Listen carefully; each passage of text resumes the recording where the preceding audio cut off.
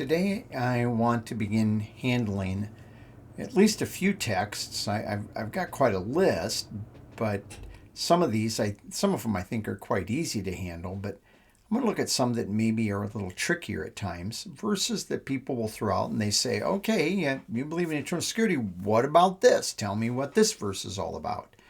What does this mean? So I want to walk through some of these verses, and I really think most of these verses, if we look at them and read them in the context, we will understand what's being said, and there won't be a real issue. We're going to put in today with Deuteronomy chapter 29. I'm Pastor Tim Holscher, and this is the generation of Israel that is about to cross the Jordan River to come into the land. They've been wandering for 40 years because they refused to take the land 40 years earlier. All those people, 20 years and over, have all died. They didn't get to go into the land.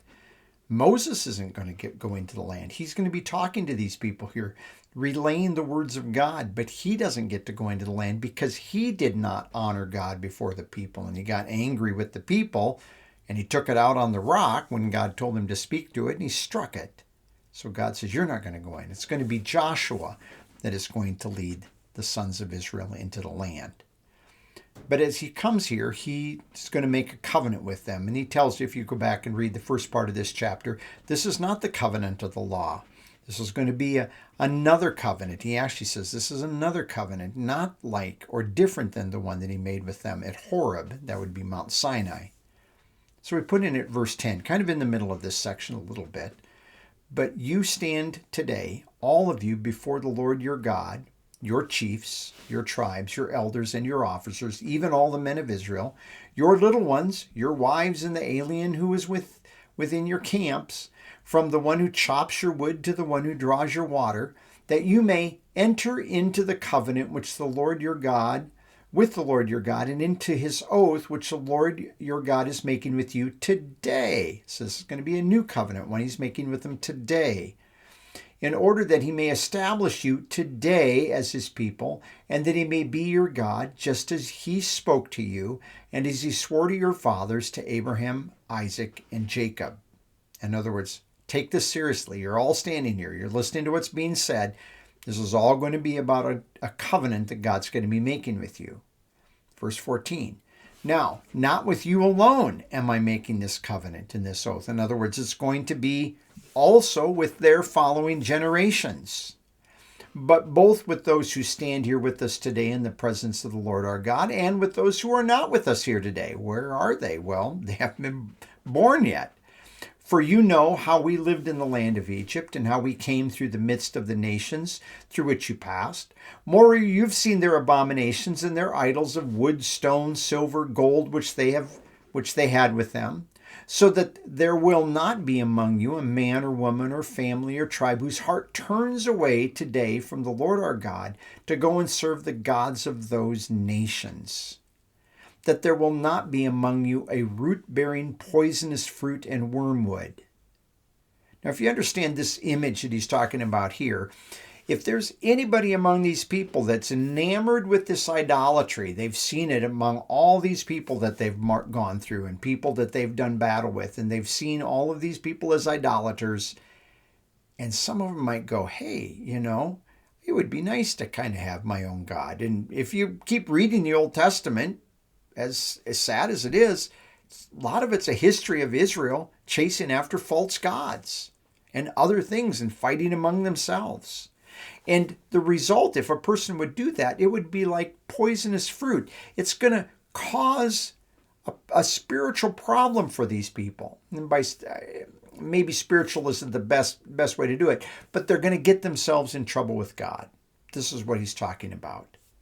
It shall be when he hears the words of this curse, that he will boast, saying, well, I have peace, though I walk in the stubbornness of my heart, in order to destroy the watered land with the dry. In other words, if there's anybody among you that you make up your mind, you're still going to practice your idolatry, it's like, well, I've got peace. This God, I'm not taking him seriously because I'm fine. And he says, the Lord shall never be willing to forgive him. And this is a legitimate word for forgive, salak. This is what this term is. And this is where people come to this idea that, if a person turns to idolatry, God will never forgive him. But again, this is in the context of the nation of Israel. The activity of one individual in that nation could permeate and spread, and it could cause the whole nation to fall. Case in point, when God sends Israel to Jericho, he tells them, don't save anything. You burn it all. But most of us know the story of Achan and what he did. And he kept just a few things. It's not like he took a hoard. It's not like he loaded up some donkeys and piled stuff and hauled it off. He had a few small things. But what happened when they went to the city of Ai? When they arrived at the city of Ai, they were defeated. A significant force against a small force. And the small force bested them, routed them, and they took off. Why? Because of one man's disobedience and God's punishment for that. So he's saying, that won't be forgiven.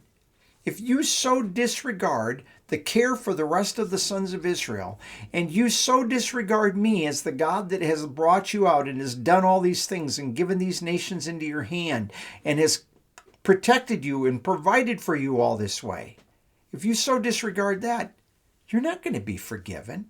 He's not talking about a person losing salvation here. He's talking about an individual that doesn't take God seriously. This is an unsaved Israeli. And they don't take God seriously, and they don't take their people seriously. He says, but rather the anger of the Lord and his jealousy will burn against that man. And every curse which is written in this book, there's a whole bunch of curses that God gives these people for when they disobey under the law. And those curses could come on a believer or an unbeliever alike. And the curses weren't loss of salvation. The curses were punishment, that they would be sick. And their kids would be sick, and their crops would be sick, and their livestock would be sick. And when the enemies came out against them, they would come out one way, but they would scatter in 7 directions, just like happening at Ai. The point being in this, all the curses in that book will rest on him. God's not going to forgive him and say, oh, you pleaded, we'll take that curse away. You won't suffer it. No, he says, no. Quite seriously? I'm not going to blot that out. Or not going to take that away, but I will blot out his name under heaven. In other words, he's not going to be part of the people.